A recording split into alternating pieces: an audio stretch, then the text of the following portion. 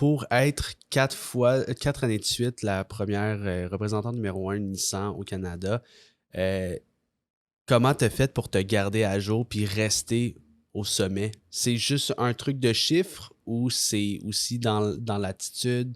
Est-ce que, dans le fond, pour être première, c'est le pourcentage qui importe ou c'est un ensemble de facteurs? C'est un ensemble de facteurs. En fait, ceux qui sont dans le club excellence, puis chez Nissan Canada, comment on est évalué, c'est dans le volume de ventes qu'on offre, qu'on fournit, et puis dans le volume et dans le volume de satisfaction client. Donc en fait, si le client est satisfait, bien, il va répondre à un sondage de satisfaction, et plus on a de sondages de satisfaction au top, ben, en fait, plus on les engrange je les engrange dans mon dossier.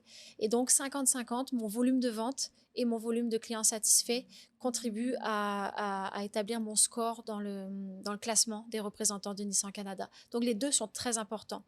Pour exemple, si je peux me permettre, j'ai travaillé avec un représentant dans ma première année qui était très, très bon vendeur, complètement un profil différent du mien, complètement pas les mêmes valeurs non plus, des choses que j'approuvais pas chez lui ou autre, mais ça, c'est pas la question. Mais il vendait énormément. Mais il vendait peut-être même, ben, il vendait au moins autant que moi quand la première année où j'ai été meilleure vendeuse, il vendait au moins autant que moi.